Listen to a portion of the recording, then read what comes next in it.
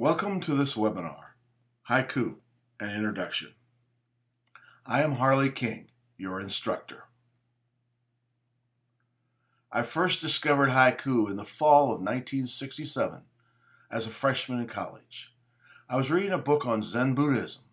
I soon picked up a collection of classical Japanese haiku, Silent Flowers, published by Hallmark.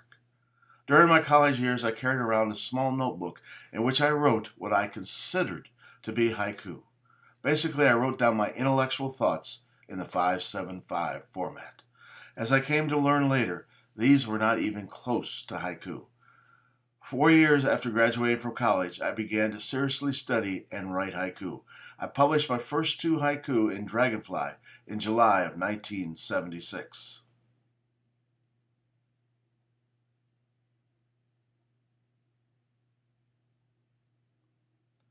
On the rotted log, an old man sits.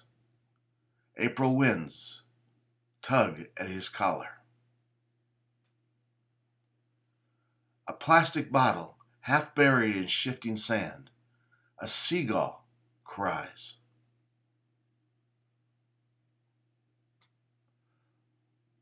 Over the next 7 years, I published more than 100 haiku in 20 haiku magazines, including Modern Haiku, Bonsai, Ouch, Cicada, Frog Pond, Haiku, Gusto, Wind Chimes, and Dragonfly. So what is haiku? And where did it come from? The roots of haiku can be traced to the 12th century Japan and the linked poetic form of renga. Over time, haiku evolved out of the first verse of renga into the freestanding hokku. It was only in the early part of the 20th century that the name changed from hokku to haiku. Today, haiku have been spread around the world, with poets writing haiku in more than 50 languages.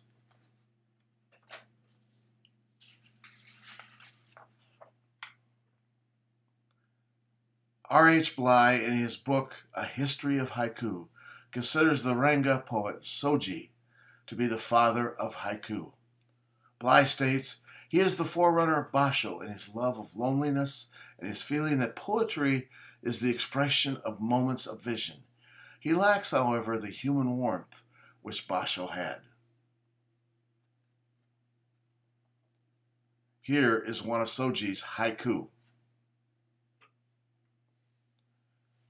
Making us wait so long, yet falling so soon, the soul of the cherry blossoms.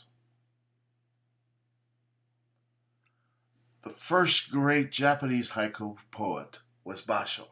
He was born in 1644, almost 400 years ago, almost 30 years after the death of William Shakespeare. His father was a low-ranking samurai who earned his living farming. He died when Basho was 12. At a young age, Basho was taken into the service of a local samurai lord and bonded with the samurai's son. They wrote and studied haiku together. When Basho was 22, the young friend died, and Basho was devastated enough to enter a monastery. Basho spent much of his life traveling and writing diaries. Even his haiku are a poetic diary. More than 20 years after the death of his friend, he returned to the castle of his youth and wrote this haiku about his friend and his youth. Many things they bring to mind. Cherry blossoms. Haiku poets had a practice of teaching others how to write haiku, and Basho was no different. He took on students to support himself. When Basho was 42, he wrote teaching others how to write haiku, and Basho was no different. He took on students to support himself. When Basho was 42, Old Pond, frog jump in, water sound. While the reading and writing of haiku has been a part of Japanese culture for centuries, haiku in English is barely 100 years old, and most of the writing and publishing of haiku in English has occurred in the last 50 years. A book published in 2013 highlights this with its subtitle, The First 100 Years. Now, many elementary teachers teach a Western version of haiku because of its apparent simplicity. Haiku seems easy to teach because of its structure of 3 lines and 5-7-5 syllable count. Unfortunately, early translators of haiku into English misunderstood the Japanese young, a sound unit, and equated it to syllables. These days, most serious haiku poets who write in English do not restrict themselves to the 5-7-5 pattern and will write haiku that have between 14 and 17 syllables. Learning to read haiku is an important part of writing haiku. In his book, An Introduction to Haiku, Harold Henderson called it the twin arts of reading and writing haiku. Reading haiku is like viewing a photograph or a painting. A haiku is a moment in time, isolated and held up for the viewing. How long one looks at the photograph and how much one sees depends on the viewer. One can see only the skeleton or go further and explore the texture and surface and see meaning in the form and flesh out on the skeleton. The same is true with the haiku. We are given only the bare bones of a moment in time by the poet. It is our choice as to whether we stop with the skeleton or we flesh out the meaning. Fleshing out the bare bones is the real work. Anyone can understand the skeleton, but few can create the human. Fewer still can tell the life story of that human.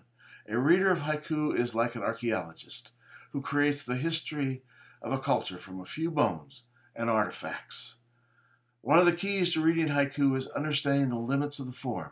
Haiku are very short in duration. The moment recreated by the poet is only a few seconds long and occurs in the immediate present, but the reading and understanding can span centuries. Many people are attracted to writing haiku because it appears to be easy to write. All one needs to do is write down one's thoughts in a 5-7-5 pattern. Nothing could be further from the truth. Writing haiku takes years of study and practice. Japanese poets have been known to spend a lifetime writing haiku, only to destroy all but a few before they died. I want to share with you a few guidelines to help you begin your practice of writing haiku.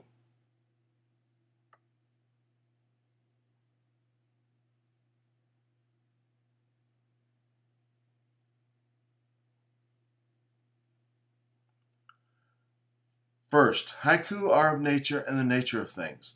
Haiku are an intuitive response to one's environment. Haiku usually contain a season word, that is, a word or phrase that indicates the season. In Japan, they have dictionaries of season words.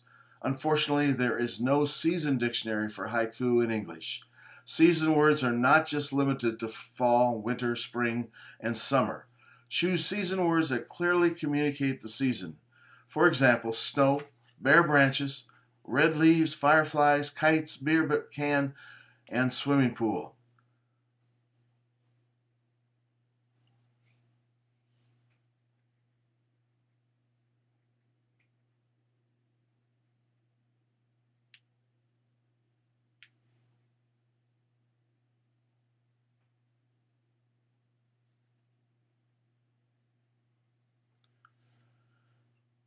Second, haiku are usually composed of 2 contrasting images. Consider this haiku of mine that was published in Dragonfly. Illinois farmland. Pheasant scoots across the snow. The pickup heads home.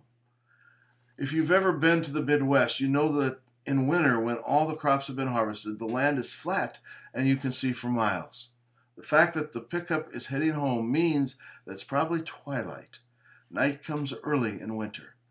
We then have the contrasting images of the pheasant running across the snow-covered field and the farmer driving down the road. Both are in a hurry, and for a moment they intersect in space and time. You can feel the urgency of the farmer to get home to supper and the warmth of his home. And you may wonder where the pheasant is headed. Why is it rushing across the field?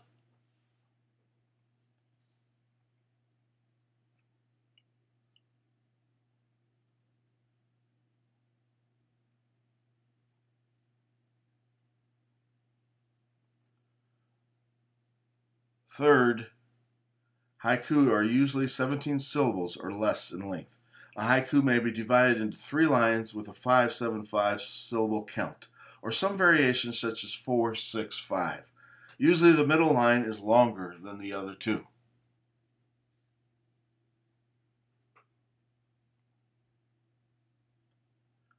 Fourth, haiku capture a single moment in time. It does not span days, weeks, or even years. It's about the brief moment of encounter with the world around us. Fifth, haiku is a unique art form that has its own internal logic and rules. Haiku do not use Western poetic devices, simile, metaphor, rhyme, and meter. Rhyme, or rarely will you see adjectives or adverbs. The poet does not impose his judgment. The meaning of the poem comes out. The meaning of the poem comes out of the juxtapositions of the two images. Haiku are not epigrams of philosophy or wisdom. They are short philosophy or wisdom that allow you to see the world, in a new way. Basho has a few words to share with us on how to write haiku. Quote, "When composing a verse, let there not be a hair's breadth separating your mind from what you write. Composition of a poem must be done in an instant, like a woodcutter felling a huge tree or a swordsman leaping at a dangerous enemy." Unquote. What Basho is talking about here is what we now call flow. You have to be in the moment. Everything is firing on all cylinders. We're not distracted or lost. We are in the moment. We're not in the past or the future, but in the now.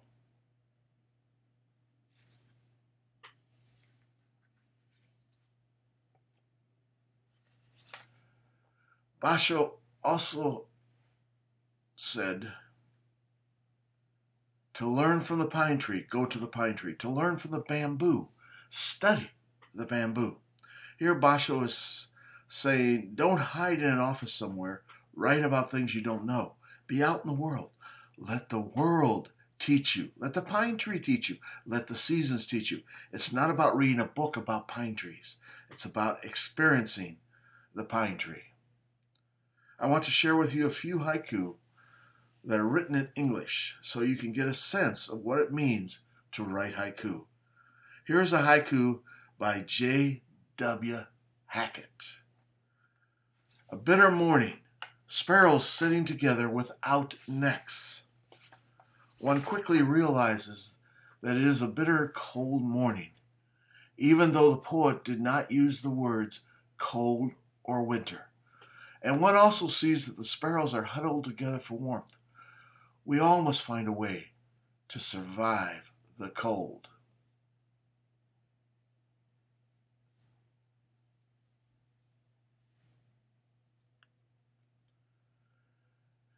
Here is a haiku by Anita Virgil. Trickling over the dam, summer's end. There is so much emotion expressed in these 9 syllables. The poet is already wishing for the return of summer. She is nostalgic for the time just past.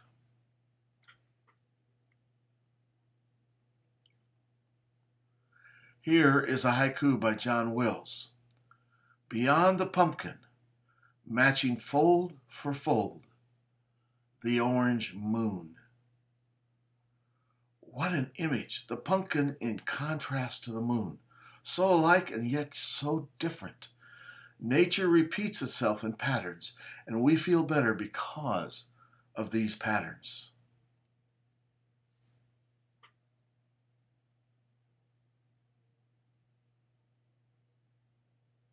This next haiku by Corvan den Heuvel has a more modern feel to it. Yet it is written without commentary or judgment. An empty wheelchair rolls in from the waves. In these 10 syllables, the poet tells a whole story. But we will never hear the story unless we go deep into our imagination and see it with our mind's eye. What has happened to the person in the wheelchair? Has he drowned? The wheelchair speaks of the shortness of life. The waves speak of the eternity of nature. No matter what has happened to us, the world carries on. Now it's your turn to write a few haiku. Here's what I suggest. Take a 15-30-minute walk around your neighborhood. Be observant. Listen to the sounds. What do you see? What do you smell? Be in the moment. Write a haiku while you're walking. Let it come from what you see and hear and feel. Write it down and let it sit. Come back to it later and see if you need to rewrite it. Worry less about the syllable count and more about capturing the moment. Don't judge. Don't preach. Just be in the moment. Thank you for listening to this introduction to haiku. Now get out of your home and write.